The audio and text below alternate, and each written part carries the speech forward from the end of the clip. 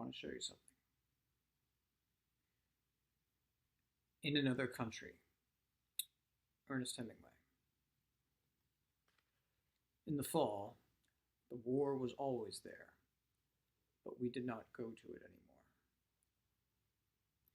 It was cold in the fall in Milan, and the dark came very early. Then the electric lights came on, and it was pleasant along the streets looking in the windows.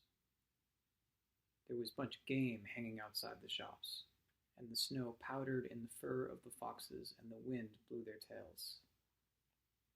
The deer hung stiff and heavy and empty, and small birds blew in the wind, and the wind turned their feathers. It was a cold fall, and the wind came down from the mountains. We were all at the hospital every afternoon, and there were different ways of walking across the town through the dusk to the hospital.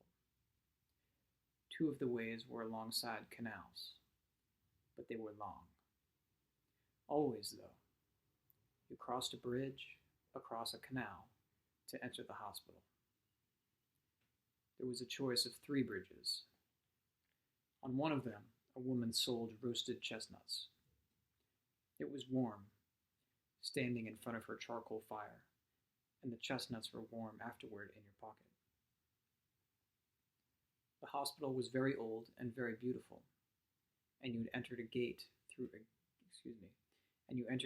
and walked across a courtyard and out a gate on the other side. There were usually funerals starting from the courtyard. Beyond the old hospital were the new brick pavilions. And there we met every afternoon and were all very polite and interested in what was the matter, and we sat in the machines that were to make so much difference.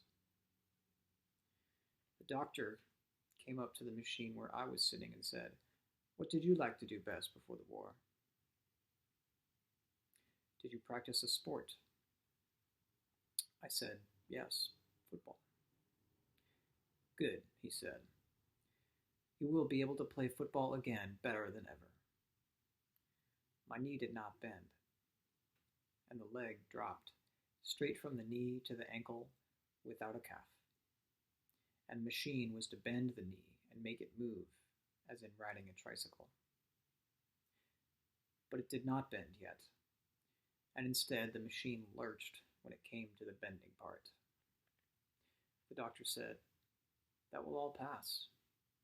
You are a fortunate young man. You will play football again like a champion." In the next machine was a major, who had a little hand like a baby's. He winked at me when the doctor examined his hand, which was between 2 leather straps that bounced up and down and flapped the stiff fingers, and said, "And will I, too, play football, Captain Doctor?" He had been a very great fencer, and before the war, he was the greatest fencer in Italy. The doctor went to his office in a back room and brought a photograph which showed a hand that had been withered almost as small as the major's, before it had taken a machine course, and after, it was a little larger. The major held the photograph with his good hand and looked at it very carefully. "A wound?" he said. "An industrial accident," the doctor said. Very interesting," the major said, and handed it back to the doctor. "You have confidence?" the doctor asked. "No," said the major. There were 3 boys who came each day who were about the same age as I was. They were all 3 from Milan, and one of them was to be a lawyer, and one was to be a painter, and one had intended to be a soldier. And after we were finished with the machines, sometimes we walked together to the Cafe Cova, which was next door to the Scala. We walked the short way through the communist quarter because we were 4 together. The people hated us because we were officers, and from a wine shop someone would call out, "Abbasso glu ufficiale." as we passed. Another boy who walked with us sometimes and made us five wore a black silk handkerchief across his face because he had no nose then, and his face was to be rebuilt. He had gone out to the front from the military academy and been wounded within an hour after he had gone into the front line for the first time. They rebuilt his face, but he came from a very old family, and they could never get the nose exactly right. He went to South America and worked in a bank. But this was a long time ago, and then we did not any of us know how it was going to be afterward. We only knew then that there was always the war, but that we were not going to it anymore. We all had the same medals, except the boy with the black silk bandage across his face. And he had not been at the front very long to get any medals.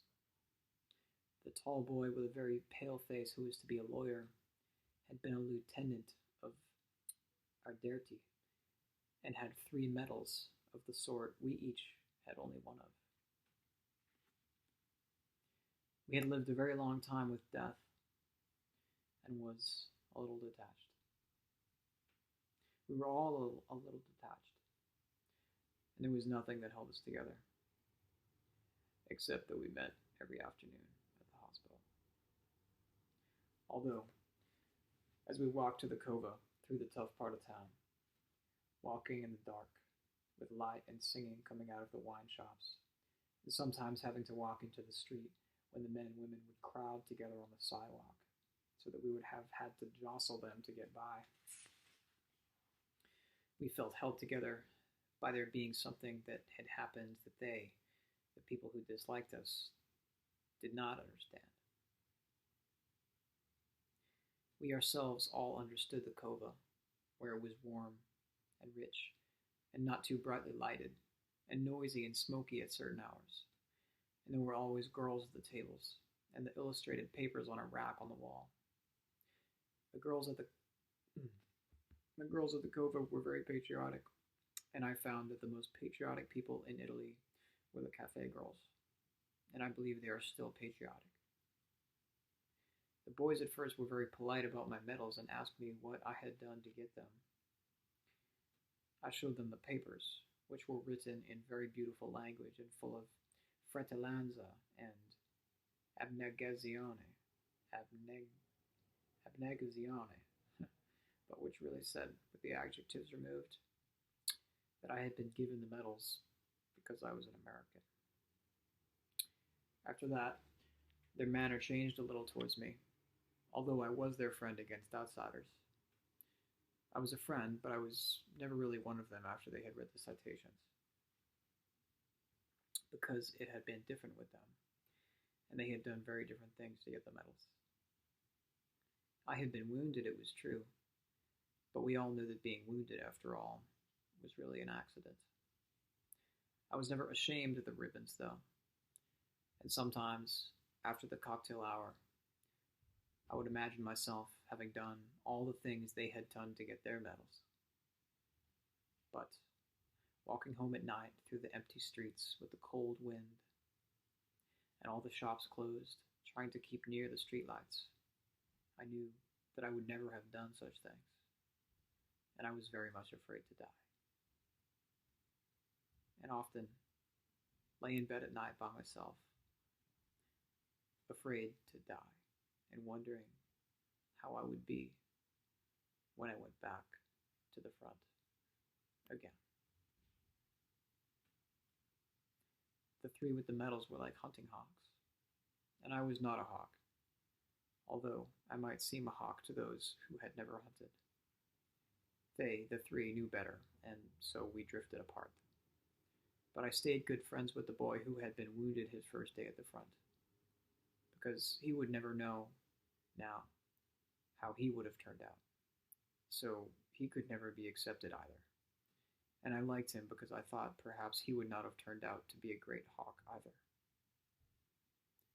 The major, who had been the great fencer, did not believe in bravery, and spent much time while we sat in the machines correcting my grammar. He had complimented me on how I spoke Italian, and we talked together very easily. One day, I had said that Italian seemed such an easy language to me that I could not take a great interest in it. Everything was so easy to say. Ah, yes, the Major said. Why, then, do you not take up the use of grammar? So we took up the use of grammar. And soon Italian was such a difficult language that I was afraid to talk to him until I had the grammar straight in my mind. The Major came very regularly to the hospital. I do not think he ever missed a day, although I am sure he did not believe in the machines. There was a time when none of us believed in the machines, and one day the Major said it was all nonsense. The machines were new then, and it was we who were to prove them. It was an idiotic idea, he said, a theory like another. I had not learned my grammar, and he said I was a stupid, impossible disgrace, and he was a fool to have bothered with me. He was a small man, and he sat straight up in his chair with his right hand thrust into the machine and looked straight ahead at the wall while the straps thumped up and down with his fingers in them. What will you do when the war is over, if it is over? He asked me. Speak grammatically. I will go to the States. Are you married?